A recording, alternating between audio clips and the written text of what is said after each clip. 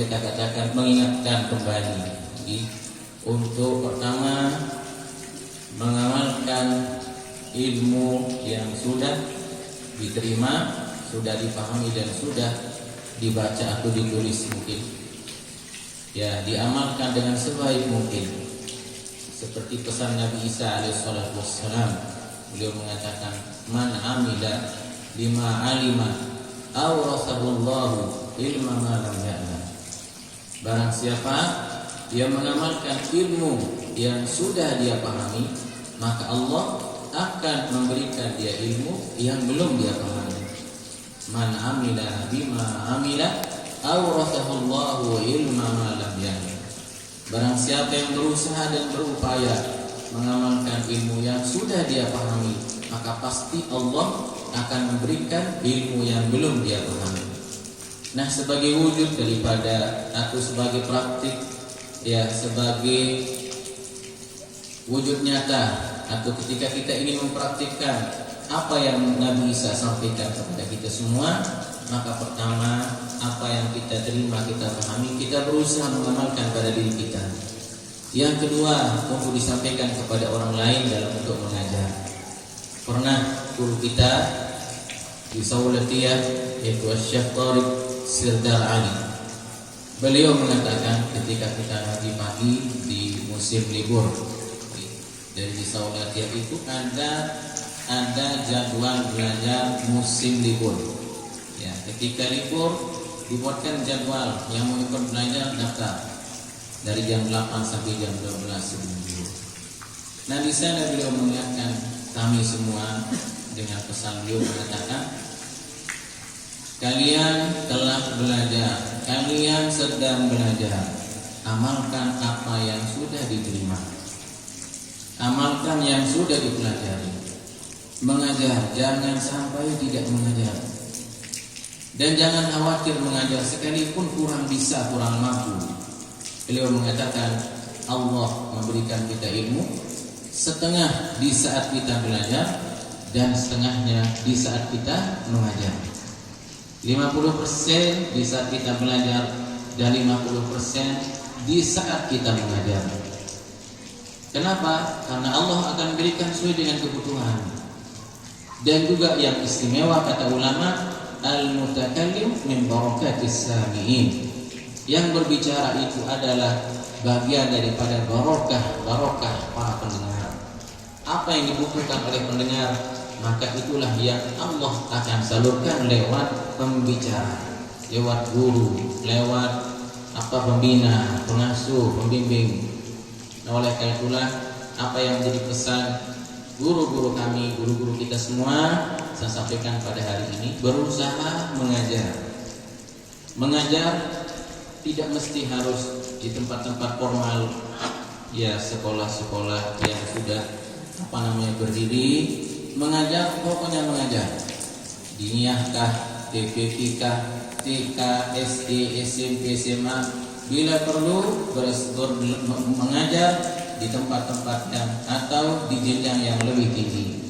Ya, mungkin bisa jadi dosen, bisa jadi apa saja. Yang penting mengajar. Yang selalu sampaikan, jadinya mengajar itu tidak terbatas pada lembaga-lembaga formal. Bos pun bisa menjadi pengajar. Yang sering sampaikan di sini, ini sudah sekian kali dia dengar. Ketika kita ingin mensuasanakan tempat-tempat itu menjadi pondok pesantren, orang yang punya kebijakan paling mudah. Misalnya yang saya sampaikan, kepala apa misalnya, kepala kantor kah, atau mungkin bos yang ada di mall misalnya, itu paling mudah membuat program-program pendidikan. Ya, misalnya karyawan, misal bos mall, bosnya seorang ahli ilmu, lalu jarang ahli ilmu nanti bos-bos itu jarang. Ya, mudah-mudahan nanti ke depan ada di antara ahli ilmu yang punya perusahaan-perusahaan atau mungkin lembaga apa saja yang bisa menerapkan sistem ilmu di tempat tersebut. Ya, paling mudah membuat aturan. sebelum masuk sholat duha, sebelum buka toko kumpulkan karyawannya, pilih karyawan 500. Ya. Sebelum masuk sholat duha, baca yasin, ikuti pengajian 20 menit sudah. Selesai itu mendekati zuhur, sudah tutup sholat zuhur, berikan pengajian, selesai zuhur 15 menit. Begitu seterusnya, Senin Kamis puasa. Saya rasa itu akan lebih cepat dipraktikkan oleh kan. Kenapa? Karena mereka butuh. Ya, nabi lagi sarajina sunat kaitan gaji. Ya, saat puasa Senin Kamis beri bonus malik. Yang tahajudnya lebih banyak malik kaitan gaji. Luar biasa. Maka nanti karyawan plus santri. Ya, semakin lama dia bekerja, monen-monen kan bukan hanya karyawan-karyawati, ustazah dan ustazah. Ya, ini adalah cara-cara mungkin mendidik tidak hanya terbatas pada lembaga-lembaga tertentu. Ya, oleh karena itulah sekali lagi amalkan ilmunya, kemudian lanjutkan pendidikannya ke jenjang yang lebih tinggi. Jangan puas dengan apa yang ada. Ya, seorang penuntut ilmu harus haus. Bahkan Maulana Al-Imam Sayyid Muhammad bin Alawi Al-Maliki, beliau mengatakan, maziltu talibah, saya sampai hari ini menjadi talib, santri, kata beliau. Beliau sudah profesor doktor, keliling dunia mencari ulama. Begitu juga Syekh Abdullah Lahji, salah satu guru di Saulatiyah. Beliau sampai akhir hayatnya di KTP-nya tertulis pelajar. Bayangkan, di KTP-nya tertulis pelajar, karena ingin beliau menambah ilmu. Nah, jadi amalkan ilmu yang sudah. Lalu yang kedua, yang paling penting adalah pesan Nabi, khaliqin nasa bi khuluqin hasan. Hendaklah selalu berakhlak mulia. Di mana kita berada, harus akhlak mulia menjadi perhatian utama. Bagaimana kalian di sini, harus lebih baik kalian di luar. Jangan sebaliknya, di sini baik dan sangat baik, tapi di luar berubah. Jangan. Harus kalian lebih baik di luar. Di sini kalian baik, di luar kalian lebih baik. Di sini kalian rajin, di luar kalian lebih rajin.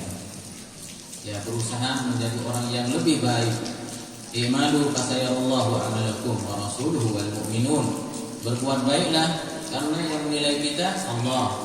Yang menilai kita siapa? Nabi. Yang menilai kita adalah semua orang beriman, dan semuanya menjadi saksi. Ya, terapkan, praktikkan akhlak yang semulia-mulianya. Kita sering dengar di sini para habaib, para ulama kita yang datang mengingatkan kita, ij'al ilmaka minhan wa adabaka daqiqa. Jadikan ilmumu itu garam, dan jadikan akhlakmu itu adalah tepung. Artinya harus akhlak jauh lebih besar, lebih banyak daripada ilmu. Ya, jangan sebaliknya, ilmu banyak, akhlaknya sedikit. Artinya akhlak tidak baik. Tetapi kalau ilmu sedikit, akhlaknya banyak, bagus, itu akan menjadi orang mulia. Ya, jadinya hendaklah menerapkan akhlak yang sebaik mungkin. Kalian di sini sudah banyak sekali membaca kitab-kitab akhlak, Asy-Syama'il Al-Muhammadiyah, membaca Asy-Syifa, membaca akhlakul kitab Ta'limul Muta'allim, Tazkirah dan sebagainya. Itu sering-sering ditelaah dan dipraktikkan.